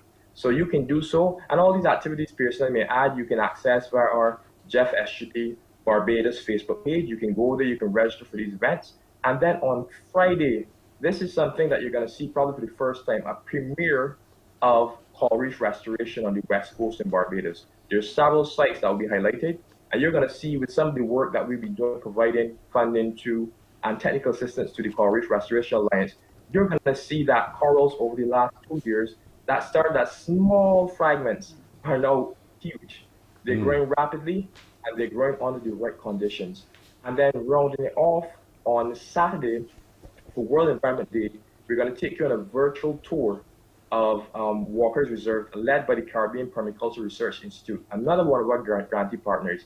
And they're doing some amazing work in terms of restoring a quarry from a state where it was just sand to where it's now a lush ecosystem with plants, fruits. It's like the Garden of Eden. Yes. If you ever had what it would be like, that's what it would be like. So make sure you log in and make sure you join us, because we're doing some amazing work. We want you to be a part of it, and we want you to engage. So again, I'm going to ask you, why do you want the public to engage and to be so much a part of what's going on so that people are absolutely clear as to that relationship? Yeah, it is important for the public to be aware and to be involved, because the only way we can have change is if each person would play their part. We want each citizen to recognize that this is their responsibility. It's not just for a community group to do or for an organization to do, it's for each person to take the responsibility, embrace nature, see how they can reimagine how they operate and how they engage with nature. See how they can recreate, even around their homes, natural ecosystems that can benefit them in terms of food, in terms of air, in terms of adding different amenities and having that natural interaction with nature. And see how they can contribute to restoring, even if it's as simple as planting a tree.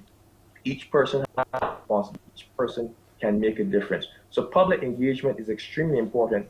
But beyond that, we want the public to recognize that the Global Environment Facility Small Grants Program is not just for select few. It's for everyone to access. So if you have a group, a church group, feel free. Once you're doing a project addressing global environmental issues at the community level, then we're the appropriate mechanism for you to get some additional grant funding to turn your idea into. We have a slogan: community action, global impact. Community action, global impact. So Global impact. tomorrow, Wednesday, is the panel discussion, and it's going to be multidisciplinary, so you're encouraged, everyone, to be a part of it. David himself, Dr. Bino, is going to be moderating then, and so we encourage you to be a part of that. Thursday is the Grants Clinic, when you get to know how you can access that funding, how you can get assistance through the small grant program and other facilities as well. So don't forget, that's absolutely critical. Then on Friday, you're premiering that video where we can see the virtual Barbados Eden, literally on video. Well, on Friday, the actual coral reefs and their restoration on Friday. As well, that's right. And then Saturday is the other premiere. Now, again, where can we go to be a part of all of this? On what platform? You can go to Jeff SGP Barbados Facebook page, and you can then register to be a part of the segments or each of these activities. And you register and you go on, you will get a Zoom link and the password, and that will be your conduit to be a part of the activities and get engaged, to be a part of reimagining what we can do with nature, to be a part of creating, and also to be a part of the restoration.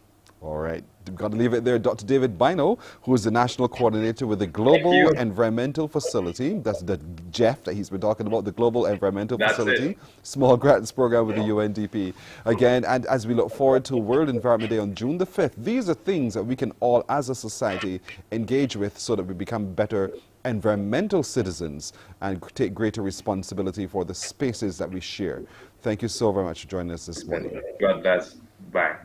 All right. All right, a break right here. When we come back, we're turning to our real estate agent, Agent Sharita. Morning, morning, morning. Good morning. Good morning to you.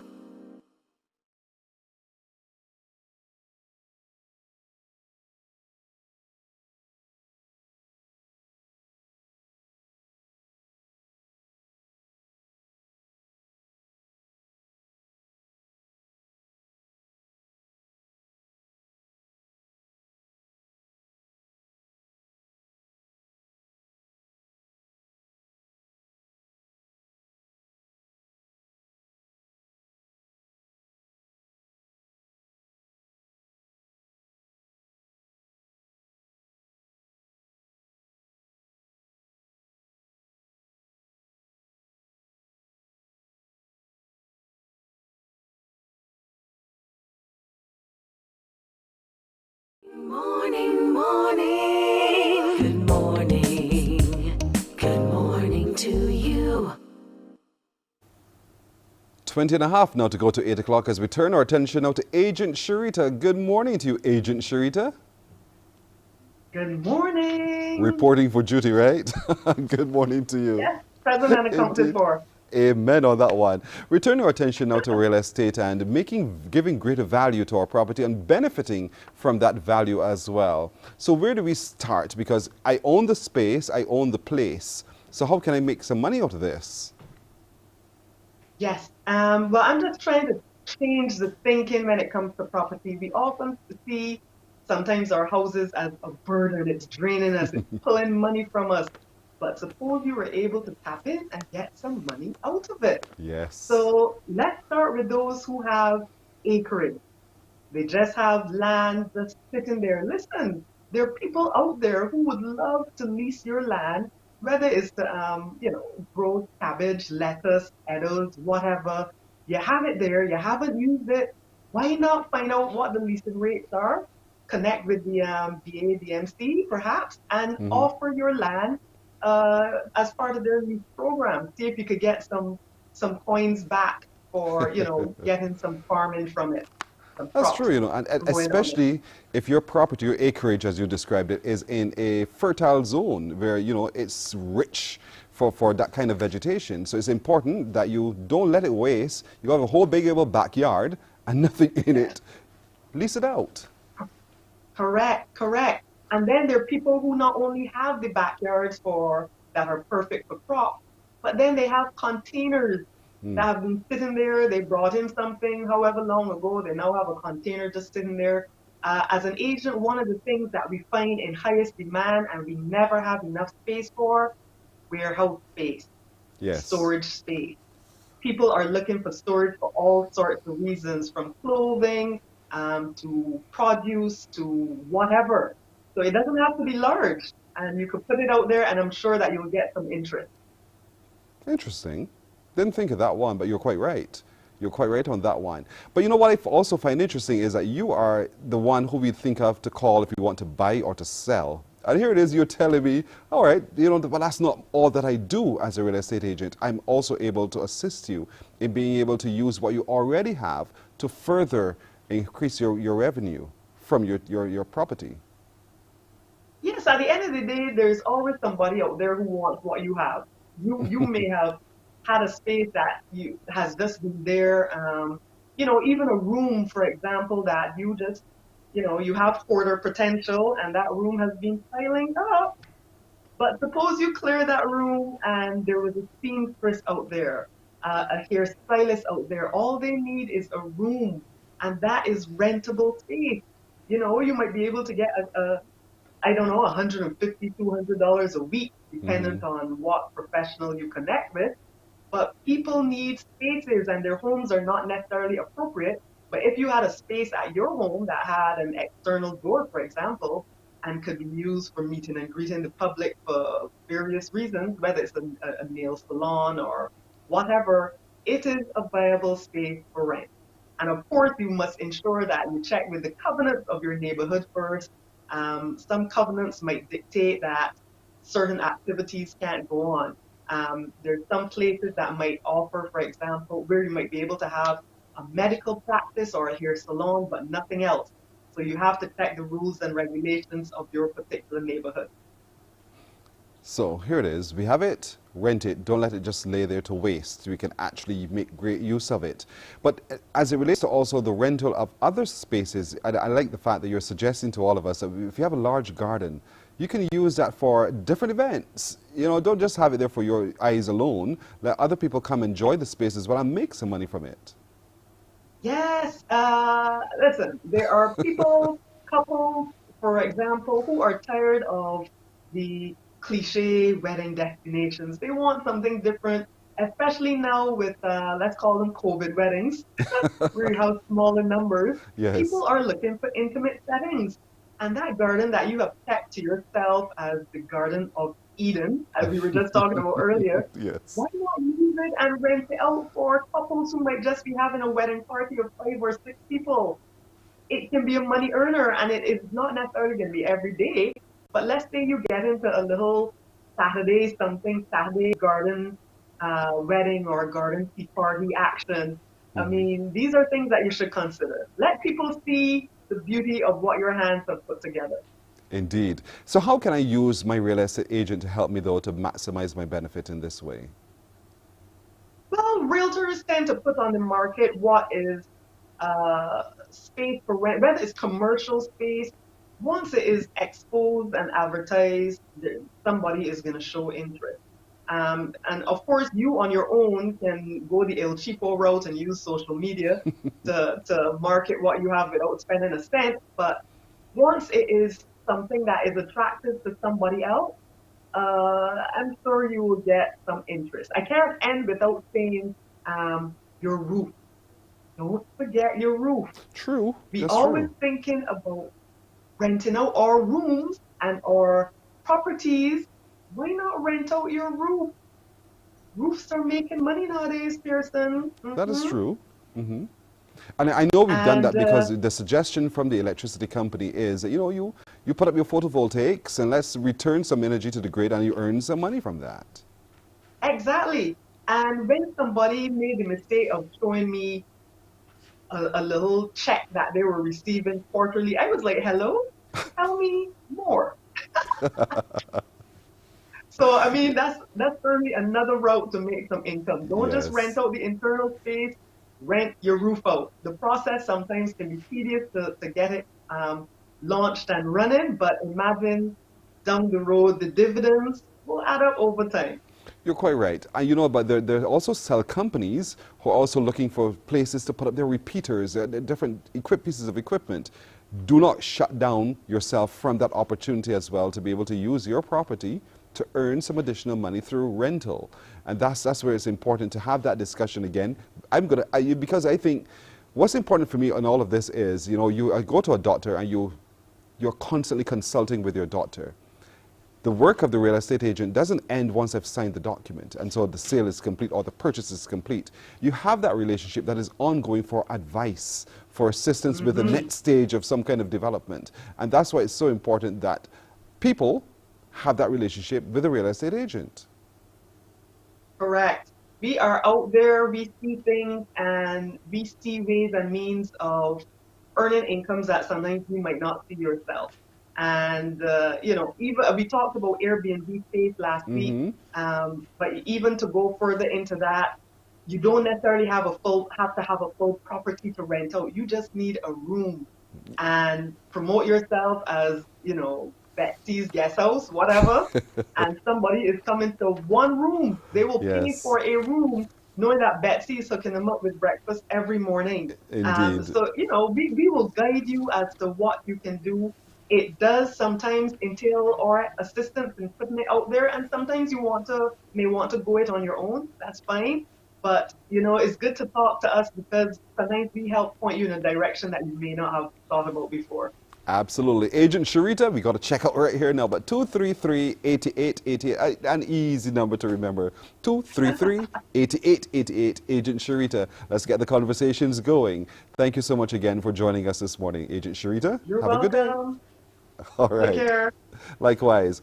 All right, we'll take a break right here. Thorne is prepared to have his full body workout this morning. He's invited me to come and show him a couple of things on form. I have no difficulty with that. So I'll join him in just a moment. Stay with us. Morning, morning, morning. Good morning. Good morning to you.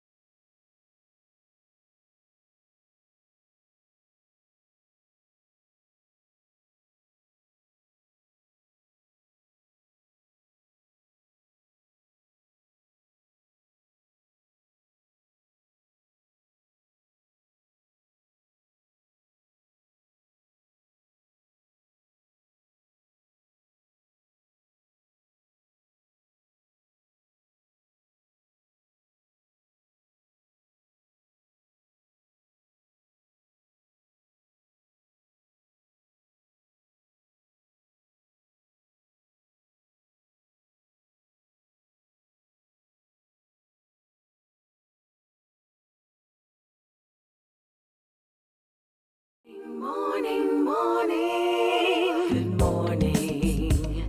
Good morning to you. So it's 9.5 minutes now to go to the hour of 8 o'clock, and as I promised you, I've come over here because I need to show Thorne a few things. Thorne, what joins me now? He's really the expert in this, but he needs my help.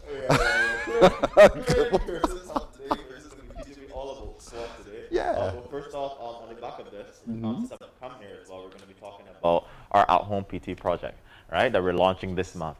So basically, guys, we're putting the personal impersonal training for you, right? For those who have busy schedules, sometimes, you know, you have the kids to pick up from school and all kind of stuff. We are making personal training at your convenience. So you can set the time, the place, at your time, at your home. Our programs vary from just general personal training. We're gonna have yoga involved. We even have acro for kids. So when you're having your workout, your kids can be having a workout as well. Oh, and I can do it in my own space. In your own space at home. my own time. Yep, at your own Not time. at your time. Not at my time. At my time. At your time, right? As long as the time is available. Yes, right? yes. And that invitation extends to personal trainers who are also interested in coming on board for the project with the team as well. Like I said, there are many people who don't have time to make it to the gym or to get in there at that time to get their workout on. You're right, because there's also the person like me who would rather not be in a public space working out to be embarrassed, but would want to do it in my own space where I'm a lot more comfortable and confident with what I'm doing as well. Correct. So if you're that kind of person, Thornwood is the man to contact on this one. Definitely. If you're concerned because you're going into a public space with so many other people and you don't want that, Thornwood is the man to talk to. So how can I sign up for this new PT experience? Well, at the moment right now, you can reach us at califit246@gmail.com, or you can send me a message at 245-3712. Right now, we're working on a complete campaign on Facebook and Instagram to send out to you guys so that you can know everything that's available. Our programs are constantly growing as well, the things that are available. We have one of the things that I'm very excited about. It's called Build a Boot Camp. So you have the opportunity, so you may not be able to make it to the boot camp at a gym or anywhere else. You have the opportunity to get your friends together. Maybe at your home, someplace that's close within the vicinity that all of you can meet on your schedule and have your own boot camp. Just the 3 or the 4 or the 5 of you in that moment. So we're just making it super convenient for you guys. So on the back of that, right? Let me teach you a few things. What would you like to learn today? We're doing some at-home PT here at CBC, right? So we're going to go through some form here with Pearson squats. Now, first of all, you want to squat just outside of your shoulder width. I don't know if you guys can see my feet. So what you're going to do, you're going to bring your feet together with me, Pearson. Oh, because I have very broad shoulders. Right. Because most people don't know the size of their shoulder width. You tell them that make their feet shoulder width, and it may go all the way out here. Yeah. What I want you to do is bring your feet together. You're going to go 3 steps. You're going to go 1, 2, slightly outward, 3. Oh, so 1, all right, 3. Feet together, feet together again. Let me go. Feet together. Feet together. Right? 1, 2, 3. That's your squat position there. Okay. Right? So you're going to do that in front of the chair for me. All right, so roughly that's it. Roughly that's it. Why do I change? So I've got it. You don't want to be too close to the chair. You're going to step forward a little bit. Now, when you're going into a squat, guys, it's not really about trying to hold yourself up or lean too far forward. Your body's going to create a natural angle, and that's what you want to follow. Same thing with your hips. Some people think about you have to have your feet directly forward. Everybody's hips aren't designed the same way. You need to follow the natural line of your hip, especially if you're going to squat or you're going to run into problems. So slightly turned out, all right? Not all the way extreme, slightly turned out. You're going to sit back in the chair. You can put your hands out in front for balance. You're going to squat. You're going to sit down in the chair, all the way down, sit down, and stand back up. Now, the next thing you want to be careful with is... Don't I squeeze? You don't have to squeeze your hands. No. I mean my hands. I mean, if you so you make a fist. No, but that was not the squeeze. So yeah. We didn't get there yet. We didn't get to the squeezing part yet. Sorry. You want to make sure that you got the correct form. Right? Okay. Good. So the next thing that you want to be careful with is your knees. So you don't want your knees to buckle in. You don't want any displacement here or here. You actually want to focus on your quads and keep your knees following the natural line of actually your toes where they're turned out. So you're squatting way down, keep your knees turned out, hands up, and standing all the way up. And that is where the squeeze comes now. Right. At the top, right? You want to contract at the top. You squat, you go down, just hover at the bottom of the chair, above the chair, down, and then back up, all right? Where am I supposed to feel the burn? You should be feeling the burns from the glutes all the way down and in your quads. Okay. So you come up from that squat, first time you want to see the quads pulling up. I know your pants baggy, but like the left one, you're going to hit you moving up in the air like that. Right? I do my best. I know, you got to give me an extra contraction. Let me go. Okay. Go back down again, one more time, right? Slightly pointed outward, watching you. Okay. And up. Good. Now we can do a little 30 jumping jacks. Nah, boy. So right guys, going back to what we said earlier, you know, we're making personal training super personal. Ooh, I feel it. and at home. Like I said, we're also providing programs for kids at home. With the acro and gymnastics, you know, some of you guys may be afraid that your kids are, you know, jumping over the chair, doing the roll thing. Kids are learning extremely fast than a couple of years back. That's right. You know, they're going onto YouTube and doing that, learning stuff really quickly, and then they're just trying it. And I'm here to tell you that don't be afraid of that. You know, I fully agree with you. You could possibly have the next world champion gymnast in your house and not even know. You know, so I love to see the children jumping on the bed. I just seriously, I know it. I love it because again, they're getting the workout, I think, and out of that, as you've said, comes perhaps the next athlete at gymnastics. Correct. And that's so important. Correct. Or in any sport for that matter. Correct. Most kids who come up in gymnastics tend to be generally a rounded athlete because there's so many things involved. There's agility, there's balance, there's this power that's involved in acro and gymnastics. So you tend to be wholesome athlete coming out of something like that because it involves so much. All right? Okay. So once again, the PT. Let's remind people how to access all of this. Right now, you guys can reach us at califit246@gmail.com or send me a message at 245-3712. Like I said, we're bringing everything at your convenience, at your time.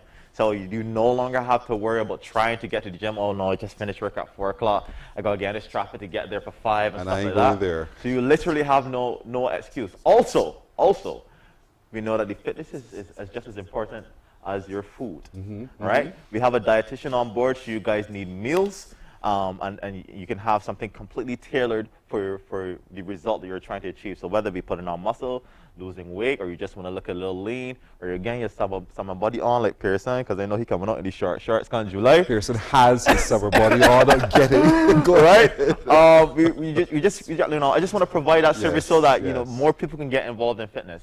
You know, let's not use not being able to get somewhere as an excuse. Agree with you completely. And make it a family venture as well if you want to do so. Exactly. So get the grandmother involved, the grandfather, the parents, you know. I assure that our professionals are ready to handle any situation that you guys may or may not have, all right? The workers will be tailored for you for the results that you want to achieve, and, you know, we made them super fun. So get cracking right now, folks. Contact my boy, Califit246. Exactly. Again, that telephone number is 245-3712. 245-3712. And let's start the consultation. Let's start the process with your personal training program. It's going to bring your body back in line as Thorns is. And, you know, he and his experts will be able to work with you and work through that meal plan that makes you get on that particular journey a lot more safely as well. Thorn, we are out of time, as you can see. But you're watching very watch, I watch the clock. I feel like you should give it at least 30 more squats here for the camera. And you know? 28. 29. Yeah. I got up around. Folks, we got to leave it right here. But thank you again, Thorn, as usual. And I'll see you next week. And next week we're doing lunges. I'll see you next week. So, folks, that's it for today. I want to thank you so much for joining us. For the crew, to all of you, have a great day. We'll see you again tomorrow. Bye-bye. Wake up, wake up, wake up, wake up. Barbados, get up. Good morning.